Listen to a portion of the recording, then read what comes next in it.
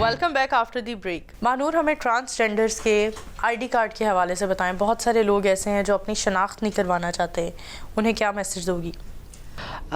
देखें, बहुत सारे ऐसे मसले हैं जिसकी वजह से स्टिल चीज़ें जो हैं अभी पेंडिंग हैं। ये सच है कि बहुत सारी ऐसी कम्युनिटी है जो अपनी शनाख्त एज़ अ ख्वाजा सरा रजिस्टर नहीं करवाना चाहती, लेकिन उसके साथ साथ हमारी कुछ पॉलिसीज़ में और कुछ नादरा की जो बनाए हुए प्रोटोकॉल्स हैं उनमें भी कुछ ऐसे लूप होल्स हैं जिनको भी ओवरकम करने की ज़रूरत है। उसके साथ साथ हमारी हुकूमत के जो डाटाबेस हैं वो इंटीग्रेटेड नहीं है। अब इंटीग्रेटेड का क्या मकसद है? वो ख्वाजा सरा कम्युनिटी जो पढ़ी लिखी है या वो ख्वाजा सरा कम्युनिटी जिसके घर वालों ने उन्हें ऐसा एज अ मर्द या औरत एक्सेप्ट किया है, वो अपने इनहेरिटेंस कैसे क्लेम करेंगे अगर वो ख्वाजा सरा के तौर पे अपनी शनाख्त को रजिस्टर करवाते हैं? ठीक है। उसके साथ साथ वो ख्वाजा सरा कम्युनिटी जो पढ़ी लिखी है, जिनके एजुकेशनल डॉक्यूमेंट पे मर्द या किसी औरत का नाम से वो रजिस्टर थे, ठीक है, फिर अगर वो ख्वाजा सरा की आइडेंटिटी लिखवाते हैं तो उनकी उस सारी एजुकेशन हिस्ट्री डिस्टर्ब करती है। अब मेरी जैसी एम्पावर औरत ने 3 साल स्ट्रगल करने पे चीज़ें को तब्दील करवाया है, ठीक है। तो अब ये मुझे कह लें मेरी स्ट्रगल थी या मुझे कुछ हद तक वो लेवरेज था कि मैं अपने रिसोर्सेज इस्तेमाल कर रही थी, पर हर ख्वाजा सरा कम्युनिटी के पास ऐसे रिसोर्सेज नहीं हैं। तो इसकी वजह से भी कम्युनिटी रिस्ट्रिक्टेड है अभी तक अपनी शनाख्त को एज अ ख्वाजा सरा एक्सेप्ट करने में। सही। मून, हमें बताएं आगे की क्या प्लान्स है? आगे के प्लान्स तो बहुत बड़े बड़े हैं, पर मैं एक प्लान ज़रूर शेयर करना चाहूँगी। अभी हमारा रिसेंट एक सेमिनार भी हुआ और उस सेमिनार में हमने सोशल वेलफेयर के मिनिस्टर को, मैडम उस्मा कारदार जो जेंडर मेन स्ट्रीमिंग के चेयर हैं, और ह्यूमन राइट के मिनिस्टर एजाज ऑगस्टाइन सबको जो है हमने इन्वाइट किया था। वहाँ पर हमने यही बात की कि हमें अच्छा है, लगता है, हमें पसंद है कि लोग हमारे साथ मिले हैं और हमारी मूवमेंट को बिल्ड किया है, बट मूवमेंट को स्ट्रॉन्ग करने के लिए हमारी रहनुमाई पार्लियामेंट में होना बहुत ज़रूरी है। तो उस रहनुमाई को इंश्योर करना हमारी हुकूमत का फ़र्ज़ है कि ख्वाजा सरा कम्युनिटी में भी बहुत पढ़े लिखे लोग और ऐसे एलिजिबल लोग अवेलेबल हैं अब जो कि पार्लियामेंट में ना ही सिर्फ ख्वाजा सरा कम्युनिटी की बल्कि मर्द और औरत की भी रहनुमाई के लिए जो है वो काम कर सकते हैं। उसके लिए मैंने एक तजवीज़ दी थी कि जो लोकल ऑर्डिनेंस आया है लोकल गवर्नमेंट का, सबसे पहले तो हम वहाँ पर इंश्योर करें कि वहाँ पे लोकल नशिस्तों पे कम्युनिटी को बैठाया जाए और इसी तरह हम स्टेप बाय स्टेप आगे मूव करें। और सिंध में इस चीज़ को जो है इंश्योर किया गया है और लोकल ऑर्डिनेंस में पर्सन विद डिफरेंट एबिलिटीज़ के साथ साथ ख्वाजा सरा कम्युनिटी को भी एक सीट जो है देने का वादा किया गया है। मानूर, ट्रांसजेंडर की फैमिली का रवैया बहुत मैटर करता है, और एक ट्रांसजेंडर अपनी फैमिली का रवैया कैसे तब्दील कर सकता है? जी, पहले तो ये कि ट्रांसजेंडर को बहुत अर्ली स्टेज में ही वायलेंस का सामना करना पड़ जाता है। जैसे ही वो अपने होश संभालती हैं, 12, 13, 14 साल की उम्र में आती हैं, तो पहले तो मैं अपनी ख्वाजा सरा बहन भाइयों को ये पैगाम दूंगी कि वो पढ़ें लिखें। फैमिली आपको जैसे मूव करवाती है एटलीस्ट तब तक वैसा मूव करें ताकि आपकी एजुकेशन बैकग्राउंड आपका स्ट्रॉन्ग हो सके, और जब आपका एजुकेशन बैकग्राउंड स्ट्रॉन्ग होगा तो ट्रस्ट में आप अपनी फैमिली को भी मनवा लेंगी या गे, ठीक है। उसके साथ साथ मैं एक हुकूमत को मशवरा देना चाहूँगी। हमारी जो चाइल्ड प्रोटेक्शन पॉलिसीज़ हैं उसमें अब बच्चा या बच्ची का वर्ड हटा के हमें पर्सन का वर्ड इस्तेमाल करना ज़रूरी है, या ट्रांसजेंडर का वर्ड डाल दें, ताकि पंजाब में जैसे 16 साल और सिंध में 18 साल तक वालिदैन बाउंड हैं अपने बच्चे की परवरिश करने के, तो वो ट्रांसजेंडर बच्चों की भी परवरिश करने पे बाउंड हो जाएं। जब वो बाउंड हो जाएंगे तो 16 साल तक बच्चों को वो ऑन करेंगे और 16 साल की उम्र तक एक बच्चे की अच्छी रहनुमाई हो सकती है और एक बच्चे की अच्छी परवरिश हो सकती है और उसका अच्छा एजुकेशन बैकग्राउंड बन सकता है। और इसी तरीके के ज़रिए हम ख्वाजा सरा कम्युनिटी की वल्नरेबिलिटी को हम कम कर सकते हैं। महानूर, आप आउटस्पोकन हो, खुलकर बात करती हो, इसलिए आपसे क्वेश्चन करूँगी, ट्रांसजेंडर बाय बर्थ और बाय चॉइस, इन लोगों के हकूक़ को कैसे हम कर सकते हैं मैनेज, और इन पर क्या बात करोगी? बाय बर्थ तो एक चीज़ समझ आती है, बाय चॉइस को कैसे देखती हो आप? अच्छा, मैं इसको इस तरह, इस सवाल को मैं इस तरह आंसर करना चाहूँगी।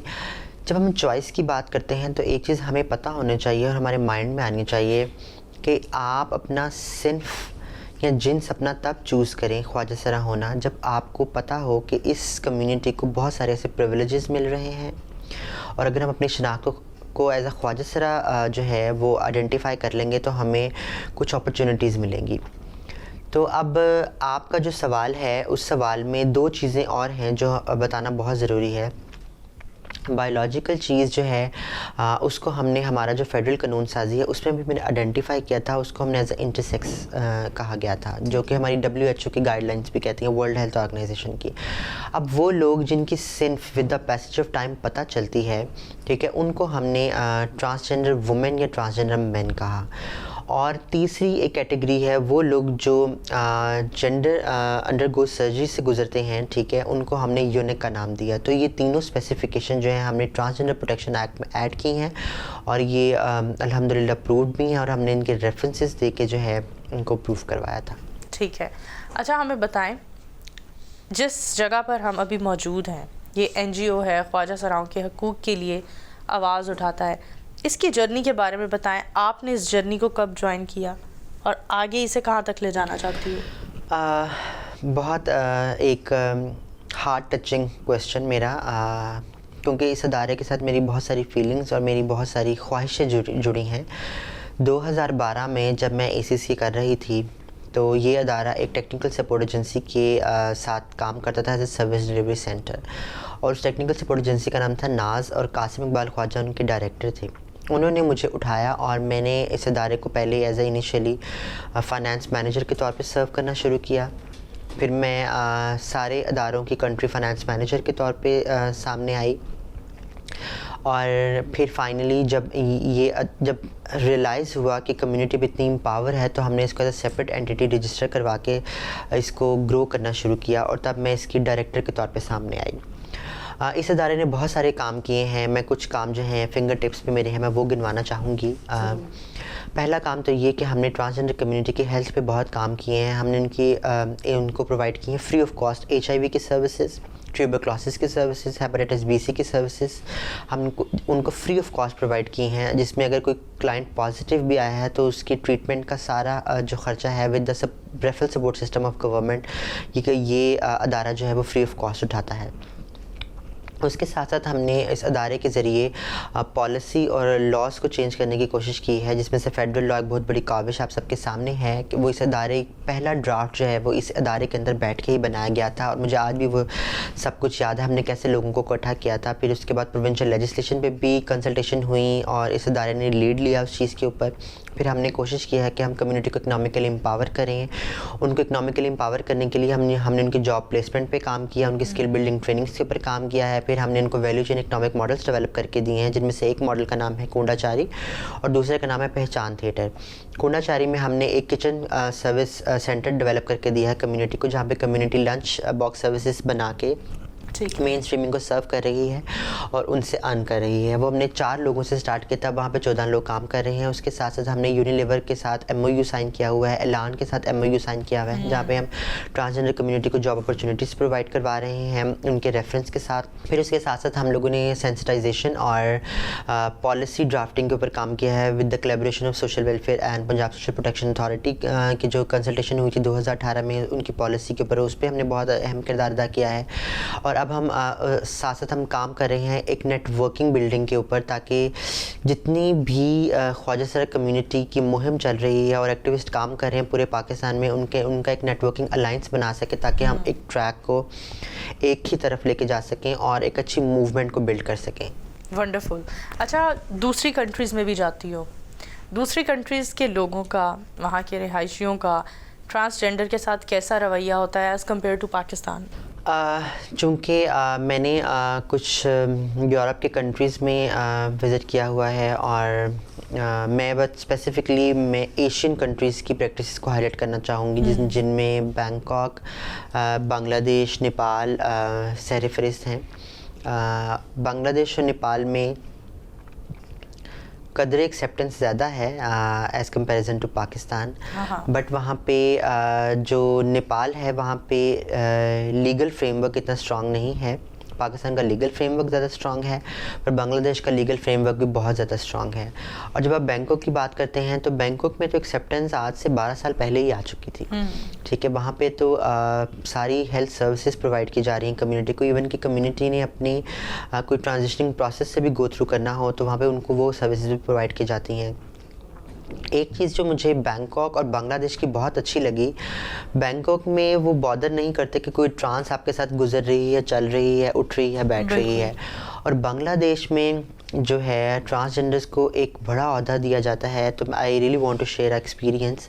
मैं एक कॉन्फ्रेंस में गई थी, वहाँ पे जब मैं सबके बीच में बैठी हुई थी तो people were not recognise at that time कि ये ट्रांस है या फीमेल है, ठीक है। लेकिन जब मैं पैनल में जाकर बैठी और जब मैंने वहाँ पे अपने आप को पब्लिकली डिस्क्लोज़ किया, जिसमें कि ऑलमोस्ट 700-800 लोग मेरी फ्रंट पे बैठे हुए थे, और जब मैं उतर के वापस आई तो लोगों ने मुझे एक देवी के तौर पे एक्सेप्ट किया, ठीक है। तो ये एक प्रैक्टिस थी जो कि उनके वहाँ पे चल रही थी।